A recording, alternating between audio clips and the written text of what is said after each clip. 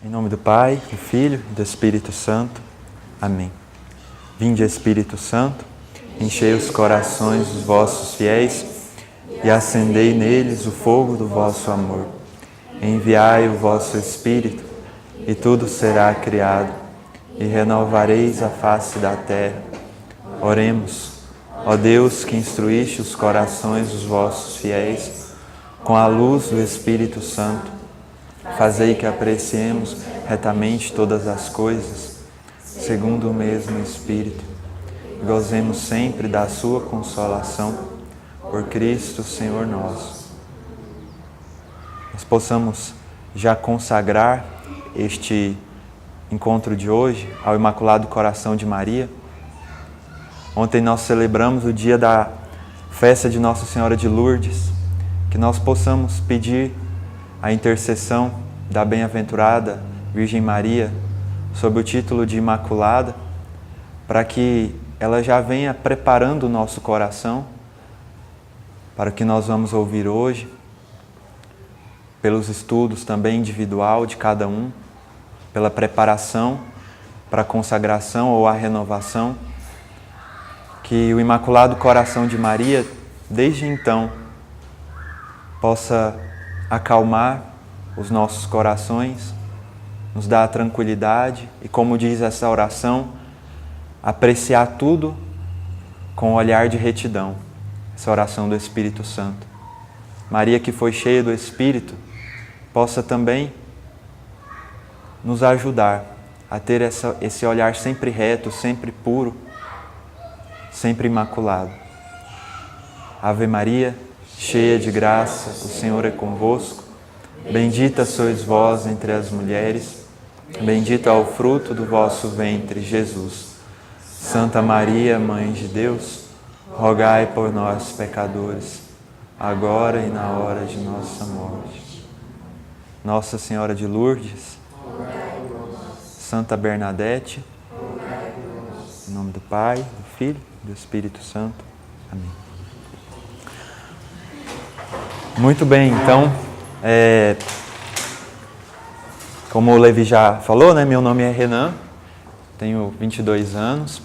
E graças a Deus eu tive a oportunidade, quando tinha 18 anos, de conhecer o tratado da verdadeira... A porta vai bater? Não vai mais. Eu conheci com 18 anos o tratado da verdadeira devoção, a Virgem Maria. E eu posso dizer, assim, brevemente, que foi um tempo de muito discernimento, né? De acordo com aquilo que eu vivia na minha vida e de lá para cá, né? Então, só queria começar dizendo que vocês estão num caminho muito bom, né? Um caminho que é sempre, como vocês vão ver no próprio tratado, um caminho curto, rápido e fácil, né? Então, queria começar dizendo que felizes vocês que estão aqui, né? Dentre tantos jovens, tantas pessoas, felizes vocês que aceitaram também conhecer o tratado e viver essa espiritualidade. Então, queria começar com esse pequeno chute, né? Pontapé assim, inicial, para vocês terem mais coragem mesmo para poder continuar o caminho. Porque não é fácil, né? A gente, às vezes, na vida espiritual, cambaleia, né? Dá uma vontade de parar, mas a gente tem que ir para frente. Para a gente entrar hoje nos capítulos que vamos tratar, que é o capítulo 3 e 4, antes de entrar neles, né, principalmente aos que talvez não vieram ou que não leram ainda os 2 primeiros capítulos, os 2 capítulos iniciais vão falar das necessidades e das verdades da verdadeira devoção. É isso? Quem leu aí pode estar me ajudando também, né?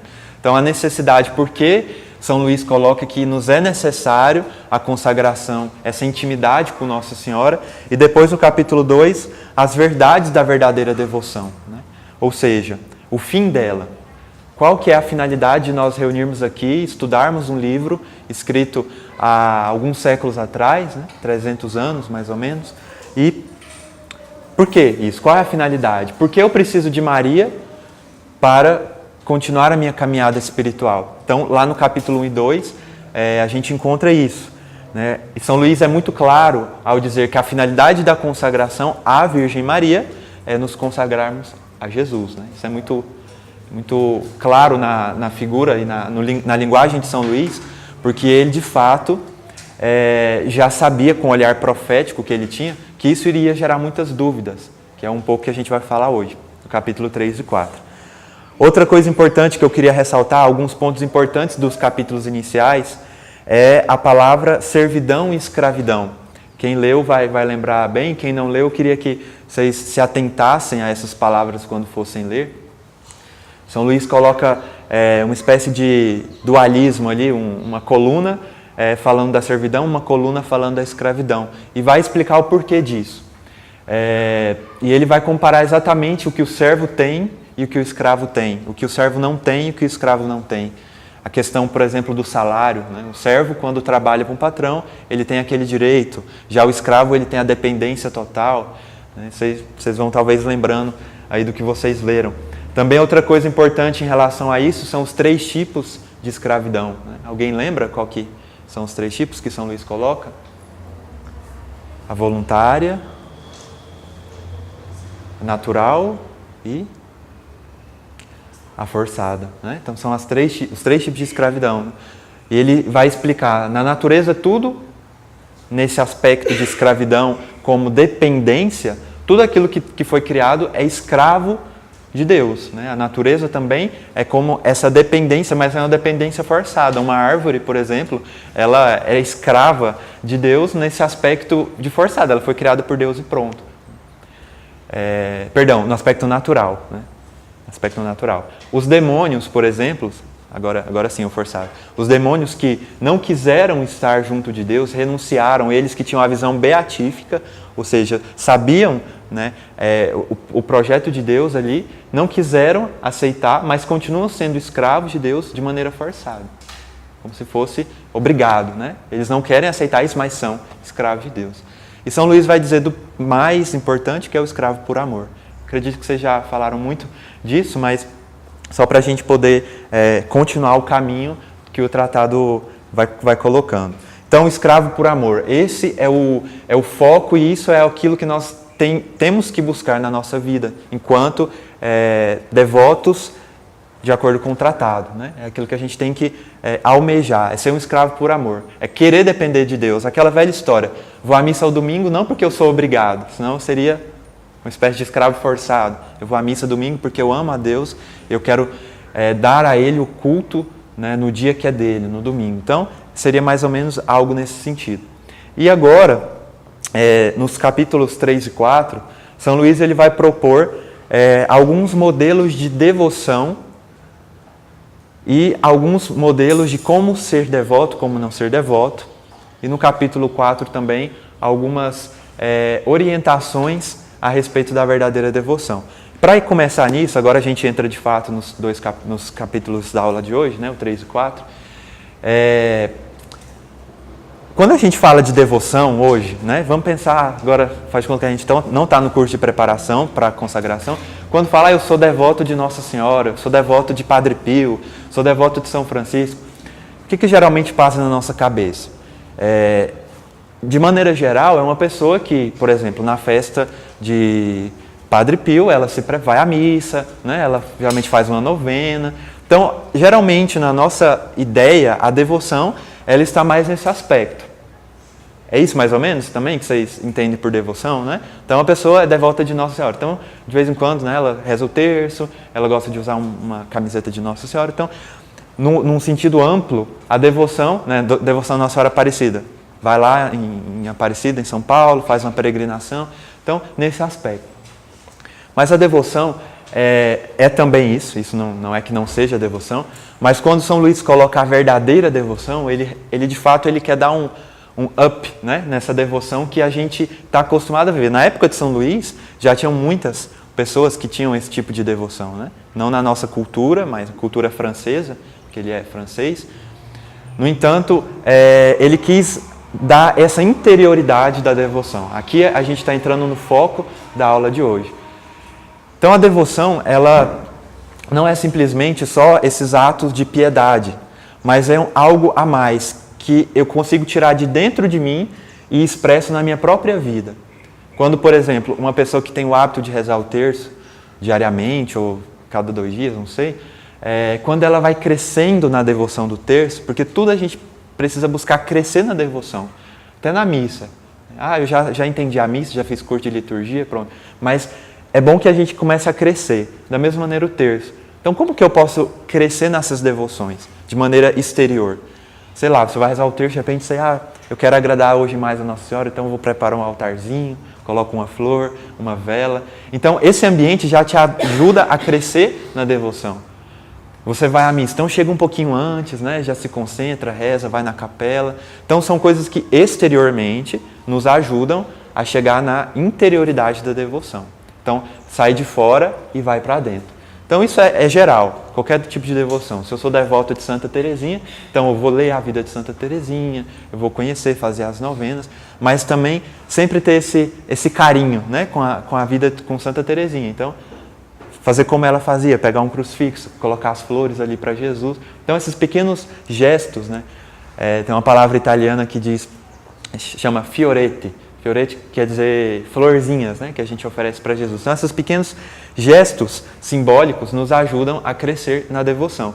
Mas e aí? É só isso? É só a gente exteriormente? Né? E aí é o que a gente entra no assunto de hoje. Eu queria que a gente abrisse o nosso tratado, então, no número 90, no parágrafo 90. Eu creio que temos algumas edições diferentes, mas é muito, muito igual a linguagem, talvez mude uma palavra ou outra, mas dá para todos acompanhar. Então, capítulo 3º, número 90. Quem tiver com o tratado, se alguém porventura não tiver, acho que todos têm, né? Se não tiver, pode acompanhar. Acho que todos têm hoje. Então, no parágrafo 90, vai dizer: escolha da verdadeira devoção à Santíssima Virgem. Posta essas 5 verdades, ou seja, as verdades que já se foi falado nas aulas passadas, impõe-se mais do que nunca fazer uma boa escolha da verdadeira devoção à Santíssima Virgem, porque há cada vez mais falsas devoções a Nossa Senhora, e é fácil tomá-las por verdadeiras.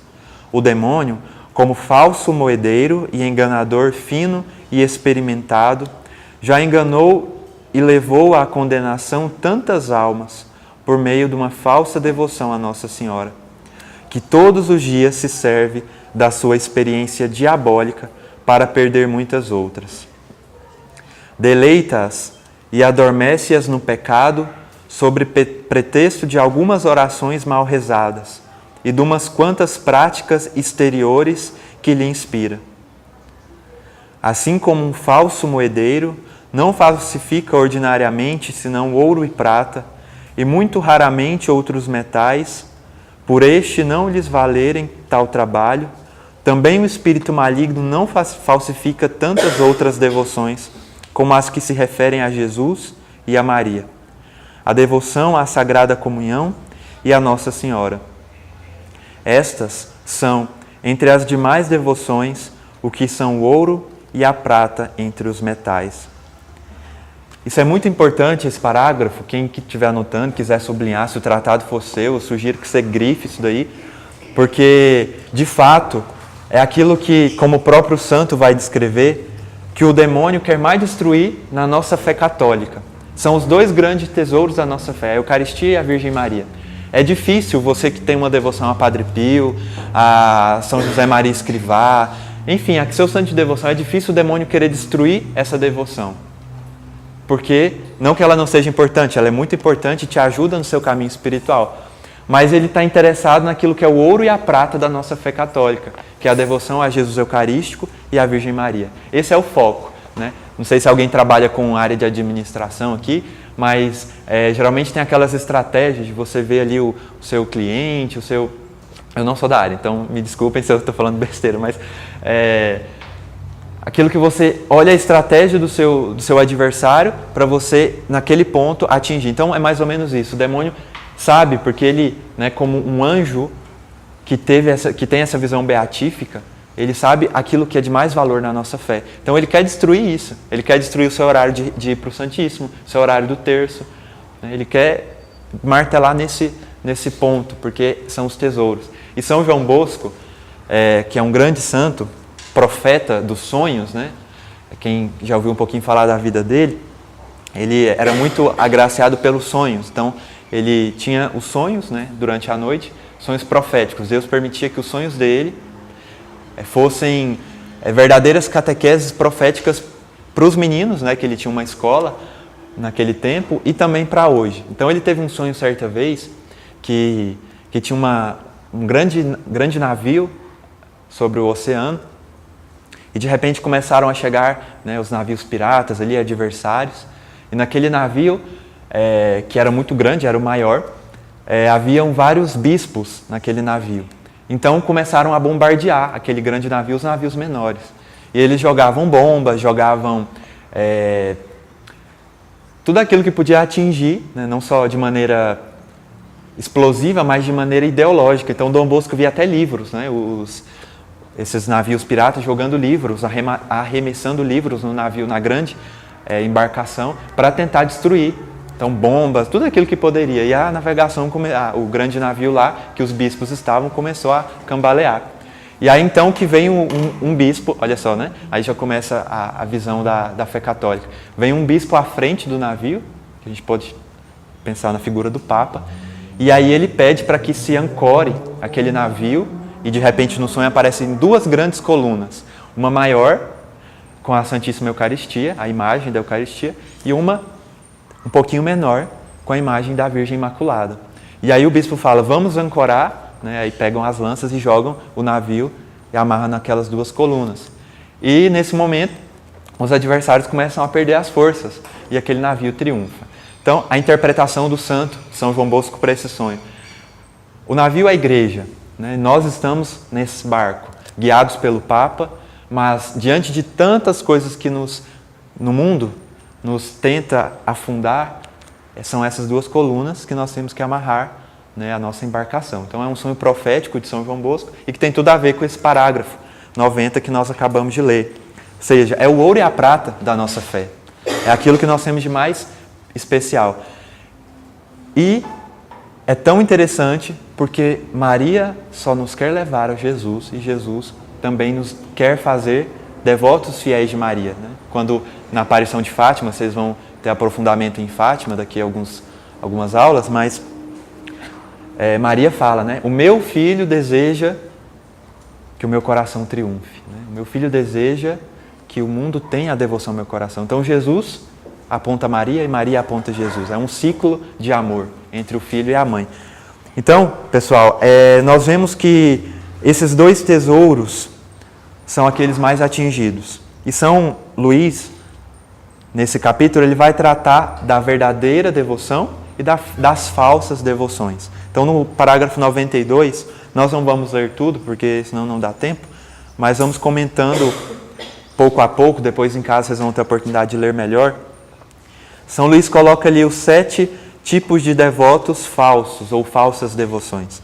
Ele é até um pouco gentil de chamar de devotos esses tipos de pessoas que têm essa devoção.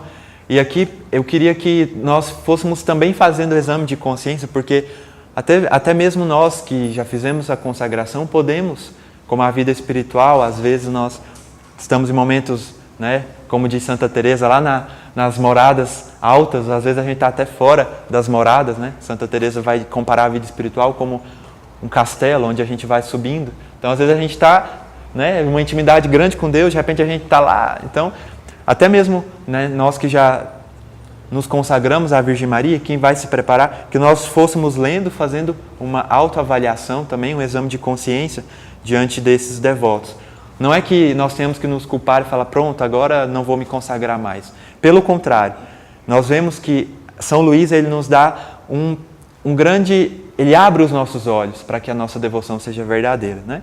Então, no parágrafo 92, ele vai dizer a respeito do primeiro tipo de devoto, que são os devotos críticos. Depois tem a explicação, no 93. O que seriam esses devotos críticos?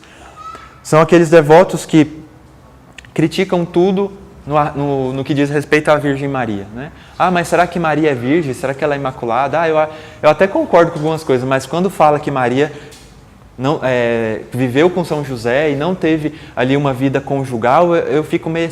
Então, esse tipo de crítica que a gente tem em relação à devoção à Virgem Maria. Ou, por exemplo, também, Eu vejo uma senhora muito piedosa, que sempre vai na igreja, né? Tem a devoção dela, eu não sei. Depois aquela mulher vai e faz uma besteira, fala mal dos outros. Então, essas críticas que esse tipo de devoção alimenta na alma de uma pessoa, não é uma devoção verdadeira, é uma devoção falsa. É uma devoção que, como diz no parágrafo 90, vai corrompendo a verdadeira devoção, né? Como se o ouro fosse perdendo o brilho dele. Então, é o primeiro tipo de devotos que São Luís coloca. Almas que simplesmente querem colocar em dúvidas até milagres de Nossa Senhora. Quando a gente vê lá ontem Nossa Senhora de Lourdes, né? Tantos milagres comprovados pela ciência. Lá em Lourdes tem um boreal de medicina que qualquer milagre que chega é uma série de documentos, né, e de exames que tem que ser feitos para provar um milagre. Então, o devoto crítico fala, não, eu não acredito não, a pessoa não foi curada não, isso aí foi da cabeça dela, isso. Então, é um tipo de devoção falsa também. Vamos prosseguindo, senão a gente não consegue ver tudo. Os devotos escrupulosos são pessoas que temem desonrar o filho honrando a mãe. É aquele tipo de devoto que fala, não, mas será que se eu tiver uma devoção muito grande a Nossa Senhora, eu não vou estar deixando Jesus de lado? Nós vemos isso muito na linha protestante, mas vemos até mesmo em católicos com esse tipo de pensamento, né? Nossa, mas se eu rezar o terço, eu poderia estar lendo a Bíblia. Não é mais importante ler a Bíblia? Porque é direto a vida de Jesus, o Evangelho. Por que eu tenho que ficar rezando o terço, né? E a gente não se dá conta de que o próprio terço é uma meditação da vida de Cristo. Então sempre volta, Maria sempre volta a Jesus. Mas esse tipo de devoção é justamente errada nesse aspecto. São Luís vai explicar, depois vocês vão ler em casa. É um temor errado, é um temor que não faz parte daquilo que a tradição e a doutrina da igreja explica. Queria abrir um parêntese, porque São João Paulo II, na época de jovem, ele leu esse livro também, né? Foi um livro que ajudou muito ele na devoção a Maria, tanto que o lema de papa dele, o brasão, é Totus Tuus, né? Um papa que diariamente rezava o seu terço, falava que por mais cansativa que era o seu dia, ele não ia dormir sem rezar o terço. Então, um papa fantástico. É o papa da nossa geração, podemos dizer. E na época da juventude, antes de ler o livro, ele tinha exatamente essa dúvida. Se ele honrando Maria, ele deixaria de honrar Jesus. E foi exatamente nesse livro, e acredito eu, né, que nessa parte que ele teve aquela luz e falou, não, é honrando Maria que eu honro mais a Jesus. Falando bem da mãe, amando a mãe que eu amo mais o filho. Então, por isso que eu disse, nós também podemos cair nessas falsas devoções. E a verdadeira devoção, ela quer nos levantar para aquilo que é a verdadeira, que nós vamos ver a seguir. Os devotos exteriores, o terceiro tipo, são as devoções somente externas. Ou seja, vocês vão ver nos próximos capítulos que São Luís propõe as práticas exteriores da devoção, né? O uso, por exemplo, que é o mais famoso, né, mais conhecido, o uso da cadeia, a modéstia, a vivência da modéstia, né, seja para as mulheres de maneira especial, mas também para os homens, seja a questão de escolher um símbolo externo, como por exemplo uma medalha, a medalha milagrosa, como por exemplo o escapulário. Então são várias maneiras exteriores que vocês vão ver aqui para frente que São Luís propõe, mas antes dele propor ele já vai dar o puxão de orelha, né? Que somente ser um devoto exterior não é uma coisa sadia, não é uma verdadeira devoção. Ou seja, não basta só usar uma camiseta de Nossa Senhora, não que isso seja errado, isso é muito bom e louvável, principalmente no meio do mundo, na faculdade, no trabalho, quando tudo é tão corrompido. Mas não basta só isso, senão a gente corre o risco de ser, né, aquela garrafa de refrigerante rotulada e sem o líquido ali dentro. A gente só leva algo que está de fora e não transmite algo de dentro. Então isso é um perigo também.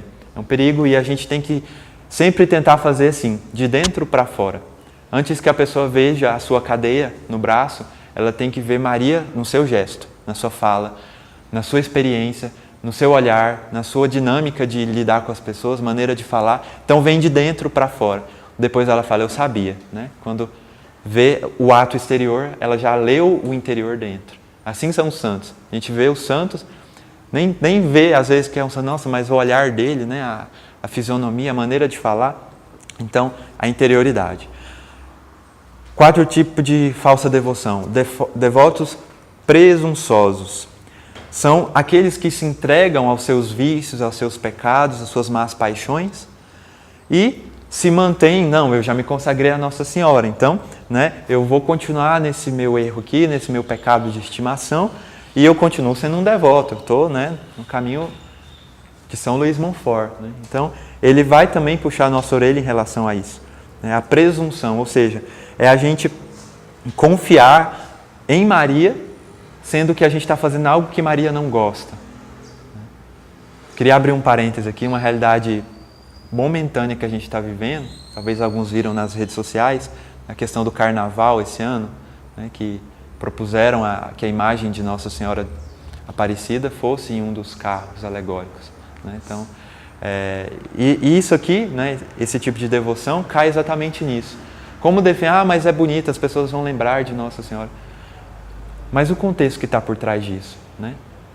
Pode ser que aquele carro não tenha nada de imoral, mas e os outros? Ou seja, a gente esconde o pecado com uma coisa que como se diz, é contraditório, não faz sentido. Então, isso também é uma devoção presunçosa, né? Você esconder algo que está, não, eu sou, por trás eu sou sim, mas aqui, né? Então, é uma devoção também errada. E São Luís, ele vai dizer que isso é prejudicial, isso mata, né, a devoção. Aqui no parágrafo 99, ele vai colocar 3 pontos para a gente mudar esse tipo de devoção. Porque, como eu disse, a gente pode, às vezes, viver essa devoção. Então, o que fazer? Né? Ele vai colocar 3 pontos aí também, vocês podem evidenciar. Ter uma sincera resolução de evitar, ao menos, o tipo de pecado mortal. Então, eu tenho essa dificuldade, então eu preciso, pelo menos, evitar, né? Quando cair, correr para o confessionário. Então, é esse tipo de linha que Nossa Senhora nos conduz. Depois, fazer violência contra si mesmo para evitar o pecado. Então, Nossa Senhora é muito concreta, não é uma devoção abstrata, ela é muito concreta. Então, fazer violência, se eu sei que eu vou ser um devoto presunçoso assim, então eu vou precisar fugir dessa ocasião. E depois, né, a oração, que vai dizer a respeito do terço, do rosário, do jejum, né? Jejuar aos sábados, fazer outras orações, porque é o sustento. Né? Cristão sem oração é como bolha de sabão. Né? Então, qualquer coisinha derruba a gente. Então, a gente precisa ter alguns aspectos práticos para não ser um devoto presunçoso. Vamos prosseguir, que tem bastante coisa. O devoto inconstante. Isso aqui é uma das coisas que, vou dizer um pouco a nível pessoal também, é uma coisa que, para mim, é uma das mais difíceis. Vou dizer por quê. Porque a gente vai no encontro, né? Faz uma experiência de oração, vai para um retiro, e a gente fica encantado, maravilhado, a gente sai de lá, poxa, eu queria passar o resto da minha vida assim, né? Aí na segunda-feira volta para o trabalho e tal. Então, o que é a constância? É a gente manter a fidelidade àquilo que a gente assumiu. Então, lá no encontro, de repente, você reza o terço, você reza a ladainha de Nossa Senhora, você canta os salmos, os Magnífica, participa da missa todos os dias do retiro. Aí, quando volta na segunda, aí o terço já fica aquela coisa, né, meio malcosada assim, né, já não tem mais aquele tempo pelas atividades, aí a missa já não vai mais. E aí, na terça-feira, então, já reza o terço, aquela coisa cansada, já bocejando. Aí, assim, a gente vai perdendo a constância. É ou não é verdade que a gente, infelizmente, a gente tem essa dificuldade? Então, São Luís vai puxar a nossa orelha, né? Os devotos inconstantes. É isso, é não manter essa constância. É assumir com Nossa Senhora um compromisso e falhar com ela. Não que, estou dizendo aqui que a gente tenha que assumir um compromisso grande, mas a melhor maneira para começar compromissos com Nossa Senhora é assumir coisas pequenas. De repente, eu vou rezar uma dezena todo dia, né? E quando aquilo se tornar constante, eu passo para 2, depois eu passo para 3, de repente o meu terço vai ser constante. Então, a constância é algo muito, muito difícil de ser vivido exatamente por conta disso, né? Por conta dessa dificuldade nossa de permanecer na via ordinária da oração. Então, precisamos também combatê-la. 6º tipo, devotos hipócritas. São aqueles que se revestem da capa de Maria, ou seja, do manto de Maria, e por trás escondem muitas atitudes que são contrárias a Maria. É muito parecido esse tipo de devoto com o devoto presunçoso. É muito parecido. Só que nesse aspecto da hipocrisia é mais voltado à incoerência de vida. Já o presunçoso é a vida do pecado mesmo. É aquele pecado que está escondido na devoção. Aqui é, por exemplo, vir à igreja, rezar e falar de Nossa Senhora e sair da igreja e falar mal do irmão. Né? Então é uma espécie de hipocrisia, incoerência de vida. Mas os dois tipos de devoção falsa são muito próximos e às vezes é difícil de separar os dois. Tanto que São Luís nem escreve muito. Observem aí no parágrafo 102 que é muito pouco. É como se já tivesse subentendido no devoto presunçoso. E o último falso devoto que ele coloca é o interesseiro, né?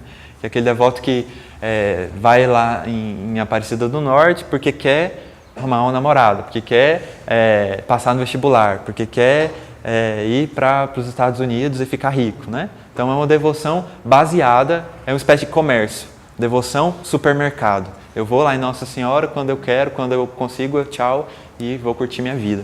Então São Luís também bate em relação a isso.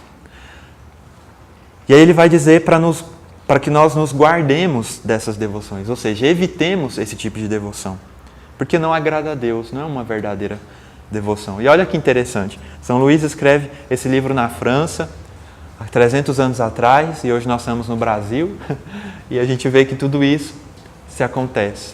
Então, precisamos de fato guardar dessas devoções, evitá-las, buscar fugir. E aí ele propõe, então, o que é a verdadeira devoção? Aspectos da verdadeira devoção, que ele foi aprendendo. Depois vocês vão ver na leitura que ele não inventou do nada a devoção, mas ele foi vendo como a igreja, ao longo dos séculos, ia tendo um modelar-se em Maria. Maria como a forma, né? Quando a gente vai fazer um bolo, as meninas vão saber melhor, quando vão fazer um bolo, se você quer um bolo no formato de coração, né? Para dar para o seu namorado, para o seu pai, né? Para o seu noivo, seu esposo, você precisa de comprar ou de arrumar uma forma no formato de coração. Se você pegar uma forma quadrada, não vai sair. Então Nossa Senhora é assim. Se a gente quer uma vida em Jesus, a gente precisa pegar essa forma que é agradável a Jesus, né? Então, São Luís coloca 5 pontos da verdadeira devoção. O primeiro deles é a interioridade. A verdadeira devoção é interior, né? Ele já de cara fala aquilo que tem que ser. Por quê? Nossa Senhora foi uma mulher de interioridade. Ela quase não fala na Bíblia, ela quase não aparece, porque ela mantinha ali a sua essência em Deus. Era como que, no primeiro capítulo também vai dizer, os próprios anjos perguntavam, quem é essa mulher? Quem é essa? Porque estava escondida nessa interioridade.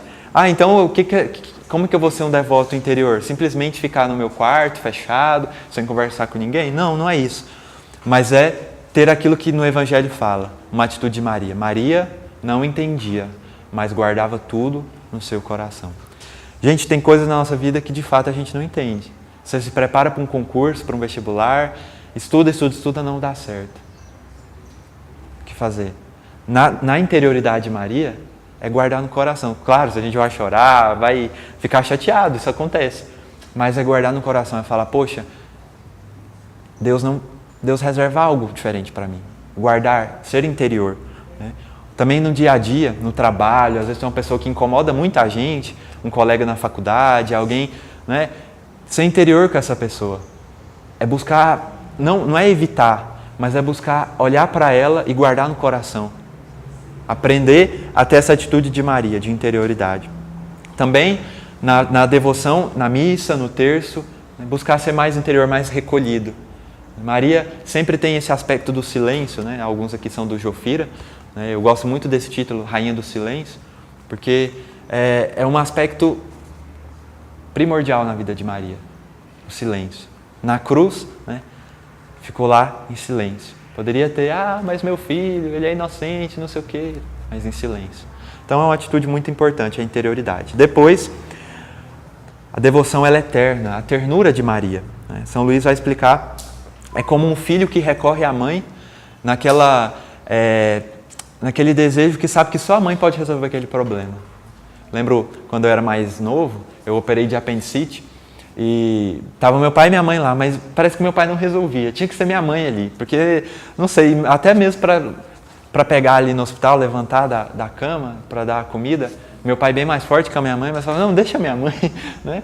E às vezes pro meu pai poderia até parecer um pouco, nossa, mas que grosso, né, da parte, mas não é, porque tem coisas que a mãe que dá aquele brilho, né? Então, na devoção, na vida espiritual é assim, Deus é o centro, Jesus Cristo é o centro da devoção à Virgem Maria, mas tem coisas que parece que é com ela.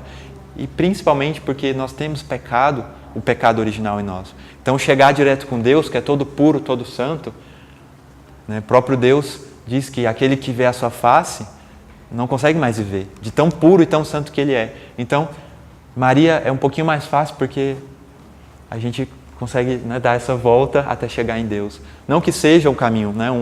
São Francisco, certa vez, viu os seus freis, né, indo para o céu, e tinha uns que estavam subindo, eles iam para o céu, mas com muita dificuldade, com muita aquela coisa toda.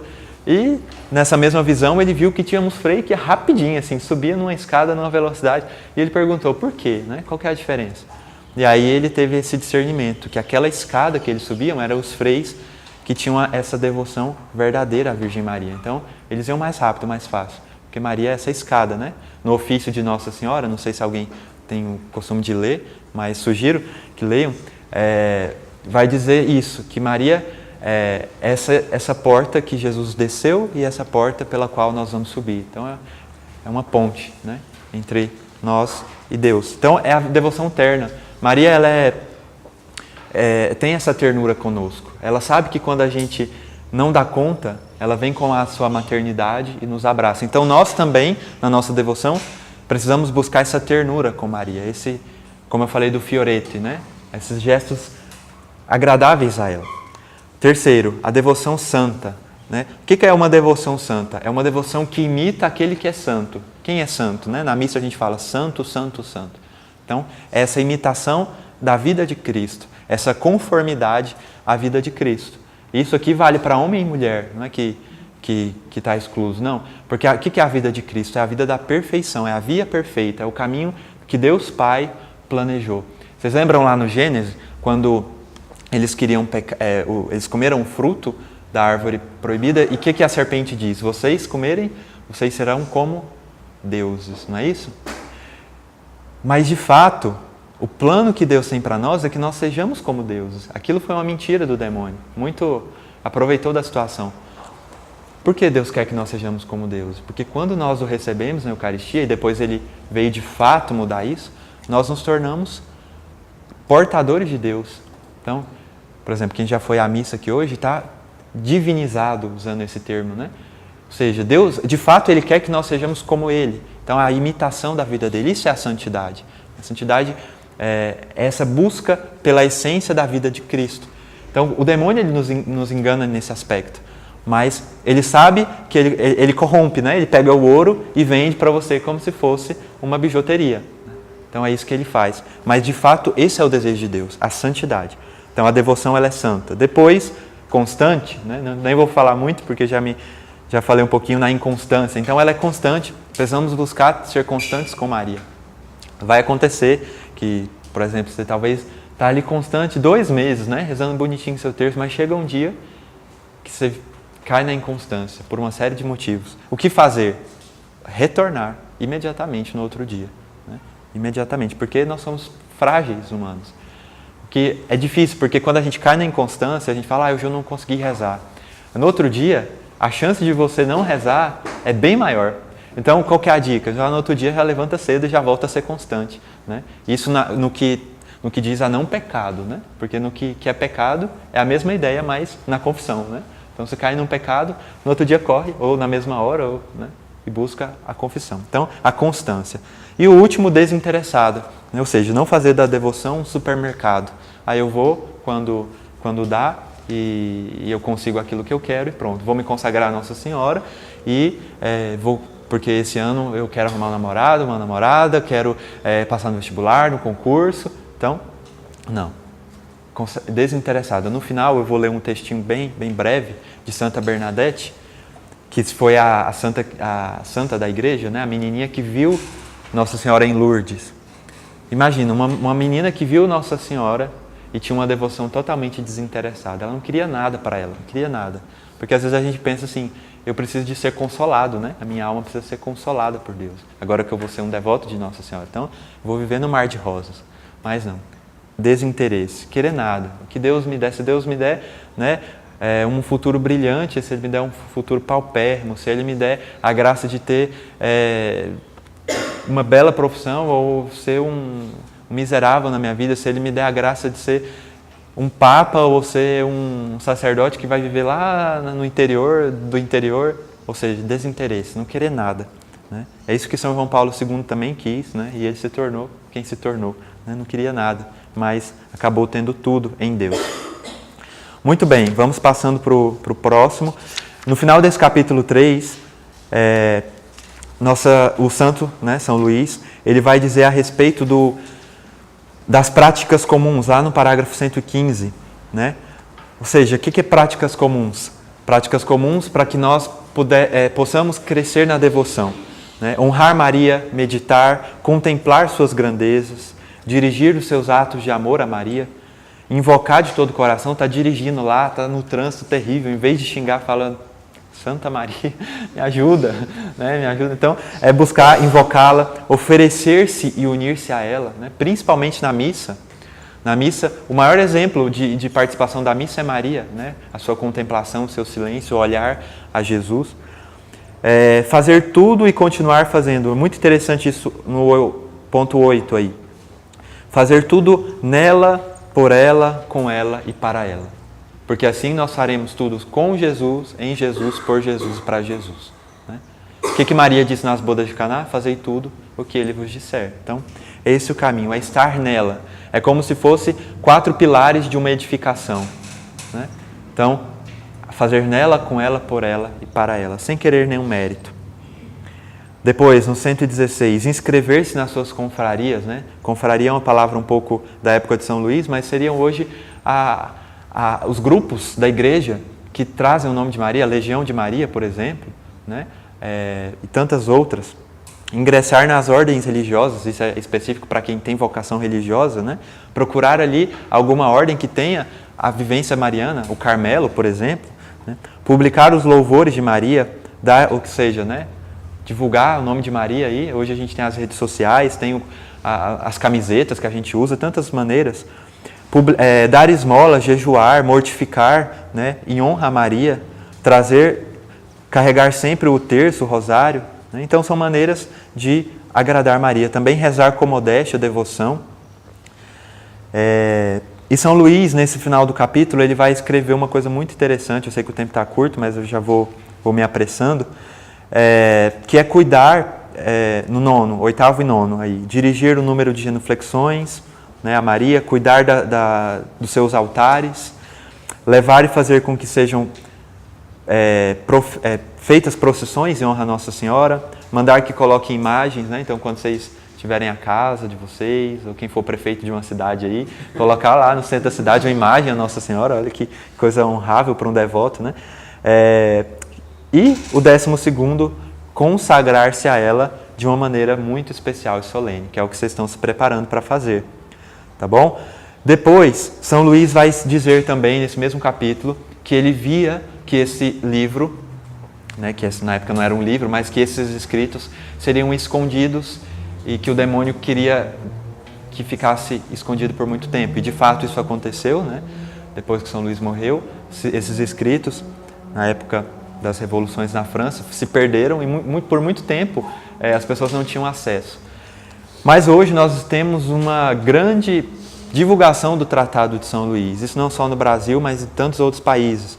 E é o que eu queria finalizar o capítulo 3 aqui, o 4º vai ser bem rapidinho, porque o 3 de fato é bem importante para a gente crescer na devoção. No parágrafo 119, São Luís, sabendo de que esse tratado, que esse livro seria escondido, que esses escritos, mas ele sabia com um olhar profético, que iria chegar um tempo em que iria surgir como um exército de muitos devotos, muitos mesmo. Né? Então, não sou profeta, mas fica a dica aí para a gente analisar o que vem acontecendo nos nossos tempos. Né? Então, muitos devotos, ele vai colocar aqui no 119, ali por volta da sexta linha, geralmente quem tem se tratado dessa edição, né? Ali que ele vai perguntar, quem subirá aos primeiros degraus, quem subirá aos segundos, quem irá ao terceiro e quem irá aos últimos degraus da devoção. Ou seja, São Luís fala que a devoção é um caminho, né? E aqui eu queria comparar com Santa Teresa d'Ávila, quando fala do castelo interior. Então, São Luís também nessa perspectiva, porque todos nós faremos, né? No caso, já fizemos ou faremos a consagração. Mas muitos ficarão no primeiro degrau, outros subirão ao segundo, outros ao terceiro. Quem subirão? E ele pergunta, quem serão aqueles que irão aos últimos degraus, né, da devoção a Maria? Nós temos São João Paulo II como um desses, que conseguiu subir aos últimos degraus, tanto que em pouco tempo foi canonizado, né? Então, é uma grande evidência da profecia de São Luís, tá ok? Pessoal, no quarto capítulo, então, vamos passar para o quarto.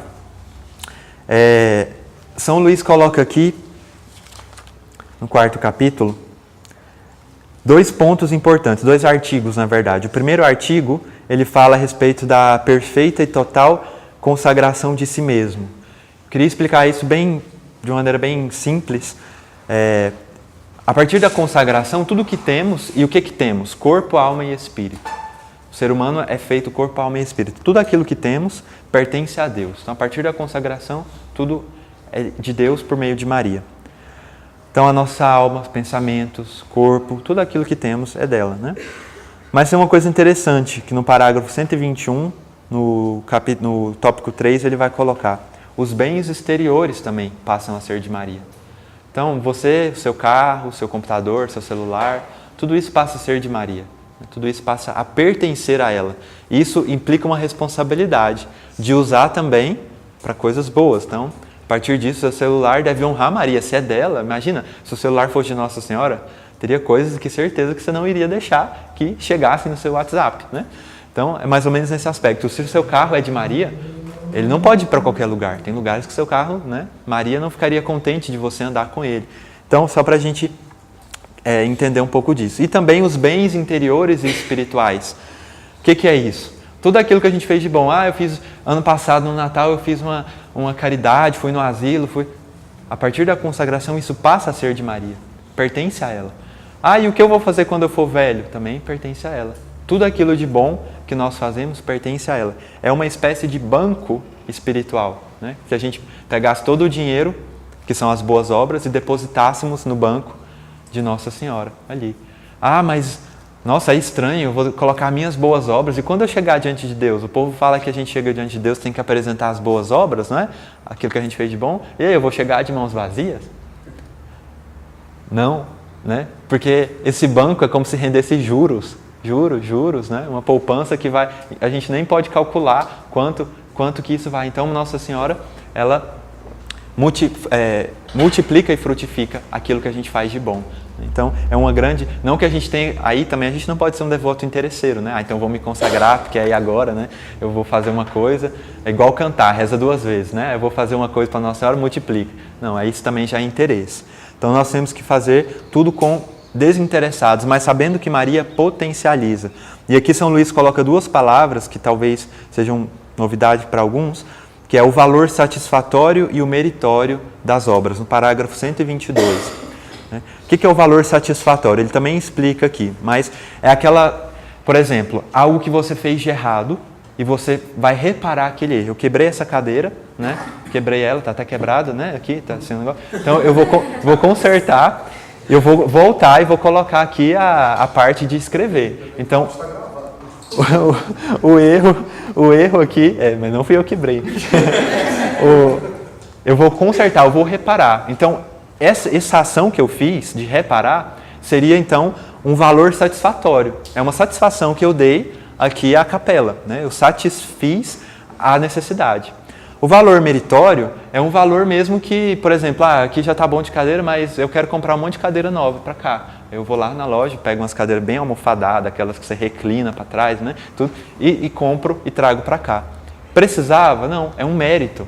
Então, a partir da consagração, esses 2 valores que estão na vida do do católico quase diariamente, né? À medida que a gente mortifica, que a gente busca fazer as coisas por amor a Deus e aos irmãos. Então, tudo aquilo que a gente faz dessa maneira passa também a pertencer a Maria. Então, Maria administra tudo isso. Gente, olha só, Maria, que é a Senhora das Graças, passa a administrar a minha vida. Passa a administrar os valores do passado, do presente e do futuro.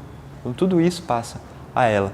É por isso que eu disse no começo, felizes vocês que estão aqui e buscando essa consagração. Né? Então, depois, ao segundo artigo, vou passar para a gente poder encerrar, segundo artigo desse capítulo, no parágrafo 126 adiante, né? Ele vai dizer a respeito da perfeita renovação dos votos do batismo. Gente, o que quer dizer essa perfeita renovação? Todos vocês são batizados? Alguém não é batizado? Todos são, né? Então, o que a gente fez no dia do nosso batismo? Uma aliança, uma promessa com Deus. De maneira muito clara, quando a gente fez o seguinte: prometo, renuncio a Satanás, as suas obras, suas pompas, né? Renuncio ao demônio, creio em Deus Pai. Vocês lembram no rito do batismo? Ontem eu fui num batismo, então está bem fresquinho na memória, né? No rito do batismo tem todas essas promessas do batismo. Algumas missas, na Páscoa mesmo, nós renovamos essas promessas. Por que a gente peca? O que é o pecado? É aquilo que a gente não cumpre o nosso batismo. Porque no batismo o que a gente faz? Renuncio a Satanás, renuncio. Aí a gente vai lá e peca. Ou seja, eu estou compactuando com ele. Né? Renuncio ao pecado, aí a gente peca. Né? Creio em Deus Pai, aí chega na faculdade, vem um professor marxista lá, doidão, e eu já não creio mais em Deus. Então, porque tudo que a gente faz de errado, ou seja, o pecado, é o não cumprimento da promessa do batismo. E o que a consagração vai dizer? Olha só, uma perfeita renovação da promessa do batismo. Maria vai nos ajudar a viver bem o batismo. Toda a consagração da igreja, eu trouxe até 2 livrinhos aqui, mas tem várias. Por exemplo, vocês já viram a consagração ao coração de Jesus, o apostolado da oração, né? Geralmente o pessoal usa aquela fita vermelha nas missas. Para que serve a consagração ao coração de Jesus? Para viver bem as promessas do batismo. Tem a consagração também aqui no Mosteiro Santa Cruz aos Santos Anjos. Para que serve a consagração aos Santos Anjos? Para que com os Santos Anjos nós vivamos bem a promessa do nosso batismo. Tem aqui também o que Santa Teresinha escreveu, que é um pequeno livrinho, que é o Holocausto de Amor. Então Santa Teresinha quis oferecer-se como vítima, né, que é uma palavra muito próxima da palavra escravo de São Luís, vítima de amor. Ela queria se doar, de tanto que ela amava a Deus, ela queria se doar como uma vítima, né? A gente hoje tem gente que se faz de vítima, né? Mas Santa Teresinha se fazia de vítima por amor, então é diferente. Então, para que Santa Teresinha fez isso? Para que ela vivesse bem o batismo dela e chegasse à santidade. Ótimo. E o que o tratado quer nos explicar? A mesma coisa. Uma verdadeira e perfeita renovação das promessas do nosso batismo. Basicamente, capítulo 4 vai dizer isso. Eu vou deixar pelo nosso tempo depois que vocês leiam. Mas Nossa Senhora nos ajuda a viver o batismo. Então, porque vocês podem ser contestados quanto a isso. Mas você já não batizou? Por que você vai consagrar Nossa Senhora? Né? Falo, porque Maria vai me ajudar a viver o batismo. Qual que é a perfeita consagração que o católico faz? Batismo. Tanto que é o primeiro sacramento da fé é o batismo.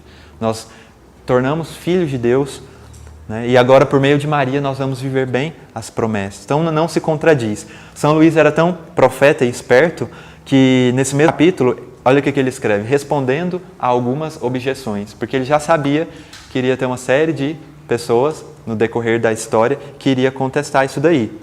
Então, ele fala que essa devoção, ela precisa ser vivida de maneira falsa ou verdadeira, lá no capítulo 3? De maneira verdadeira, né? Com aqueles 5 passos que ele coloca. E aqui ele vai dizer que essa devoção, ela vai causar assim intriga, vai causar gente que não vai entender, vai contestar, mas ele diz que o único sentido da devoção é Jesus. Eu sou devoto de Maria, eu me consagro a Maria para me consagrar e ser fiel às minhas promessas do batismo, ou seja, para ser fiel a Jesus. Então, eu queria só ler aqui o texto que eu disse para vocês, de Santa Bernadette. Depois eu posso mandar para o Levi, e se você quiser, Levi, você compartilha com o pessoal. Santa Bernadette, então, que teve essa visão de Nossa Senhora, ela quis uma coisa só na vida, né? Sofrer por amor a Jesus por meio de Maria. E ela deixou nos últimos dias da vida dela um testamento espiritual. Então olha só o que ela diz. Está muito ligado ao que a gente falou hoje. A verdadeira devoção busca esvaziar-se para preencher-se de Deus. Busca ser nada para ter tudo. Busca abandonar todo o pecado para viver na graça. Então, Santa Bernadette, que entendeu muito bem isso, ela diz, agradecendo a Deus por tudo aquilo que ela tinha vivido. Pobre do meu pai, pela ruína do moinho, porque o pai dela era da fazenda, pelas ovelhas doentes, eu te agradeço, Senhor. Te agradeço pelos meninos acudidos, pelas ovelhas que o Senhor tomava conta, na fazenda também. Eu vos dou graças, Senhor. Vos dou graças pelos comissários, pelos policiais, pelas duras palavras do bispo, porque depois que ela viu Nossa Senhora, ninguém acreditava nela. Então, eu te agradeço, Senhor, por aqueles dias em que vós, Virgem Maria, me aparecestes e por aquele dia em que vós não me aparecestes. Eu não vos saberia agradecer de outra maneira, a não ser te agradecendo. Te agradeço pelas bofetadas recebidas, pelas injúrias e pelos ultrajes, por aqueles que me mandaram prender como louca. Te agradeço pela cólera que tiveram contra mim, por aqueles que me tomaram como interesseira. Eu vos dou graças. Pela ortografia que eu jamais consegui aprender, porque ela de fato não tinha estudo, pela memória que eu jamais tive, pela minha ignorância e por minha estupidez, graças vos dou. Eu vos dou graças, muitas graças, porque se houvesse alguém sobre a terra mais ignorante e mais estúpido do que eu, vos teria escolhido para aparecer. O texto continua, depois se vocês quiserem pesquisar, eu vou mandar para o Levi também, Testamento Espiritual de Santa Bernadette. Ou seja, Santa Bernadette viveu aquilo que a devoção de São Luís propõe, esse desinteresse, esse agradecer por tudo, esse sofrer por amor, ser interior, ser santo, ser desinteressado, ser constante, ser fiel, buscar refutar, fugir das falsas devoções, buscar entender que a verdadeira devoção só nos faz viver bem o batismo, buscar entender que por meio de Maria e fazendo tudo com ela, nela, por ela, para ela, vou estar fazendo tudo com Jesus, por Jesus, em Jesus e para Jesus. Então, eu quis trazer esse texto porque ontem, foi o dia de Nossa Senhora de Lourdes e Santa Bernadette viveu isso de maneira muito plenamente, tanto que o corpo dela, incorrupto, se encontra na França. Se algum dia vocês forem visitar a França, não deixem de visitar o corpo de Santa Bernadette. Por que eu estou falando do corpo? Porque aquilo que é sofrimento para o mundo é glória para Deus. Uma menina que mal sabia ler, talvez era conhecida na época como uma ignorante, mas para Deus é uma santa. Então, a devoção a Maria é esse molde. Todos nós somos projetados, Levi? A gente tem esse palavreado muito, mas enfim, somos projetados por Deus para quê? Para sermos como Ele, para participarmos da vida beatífica dele. Deus nos criou por amor, fomos a obra-prima. Então não deixemos que o pecado destrua essa grande beleza que é a devoção a Maria em nós. Como eu disse no começo, é o que o demônio mais quer destruir, é que a gente fuja de Jesus e Maria. Mas, por meio de Maria, nós vamos a Jesus. Por meio de Jesus, nós entendemos Maria e reconhecemos o papel dela na nossa vida. Então, Deus nos projetou para Ele, para que nós estejamos sempre nele. Que a gente possa, então, ficar em pé agora, rapidamente. Não vou tomar muito tempo de vocês.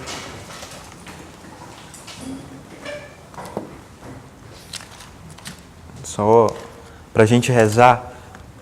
No Catecismo da Igreja, 964, se alguém quiser anotar para ler depois, vai dizer assim, aqui a gente já reza. O papel de Maria para com a Igreja é inseparável da sua união com Cristo, decorrendo diretamente dela, ou seja, dessa união. Esta união de Maria com seu Filho na obra da salvação magnífica manifesta-se desde a hora da concepção virginal de Cristo até a sua morte. Ela é particularmente manifestada também na hora da paixão de Jesus. Que dia que vocês vão se consagrar? O dia da concepção virginal de Cristo. É o que está dizendo aqui, né? O dia da Anunciação. Então, o papel de Maria é inseparável vou ler aqui para ficar igualzinho, é inseparável da sua união com Cristo. Não é diferente. O capítulo 3 e 4, você não entendeu nada do que eu falei hoje, né? Agora, então, pelo menos grave isso aqui, né? Que é o que São Luís queria dizer. A verdadeira devoção é em Cristo. Então, Maria nos ajuda a isso. E o Catecismo confirma. Então, que vocês que vão se consagrar, vão renovar a consagração nesse dia 25, nesse ano mariano, esse ano tão especial, que nessa oração final, né, nós possamos pedir essa graça de viver a vida de Cristo na nossa vida. Eu gosto muito de imaginar cada católico, cada cristão como um sacrário ambulante. Se nós pudéssemos pegar como se fosse, né, na procissão de Corpus Christi, o Santíssimo, e sair andando com ele nas ruas todos os dias, seria muito bom. Mas, de fato, nós católicos somos isso. A partir do momento que nós recebemos Jesus, nós nos tornamos esse sacrário ambulante. E nós podemos levá-lo na nossa faculdade, no nosso trabalho, nossa família. Então, que, unido a Maria, nós aprendamos ainda mais a termos essa devoção perfeita e essa unidade perfeita a Jesus. Glória ao Pai, ao Filho e ao Espírito Santo. Nossa Senhora do Loreto. Em nome do Pai, do Filho e do Espírito Santo. Amém.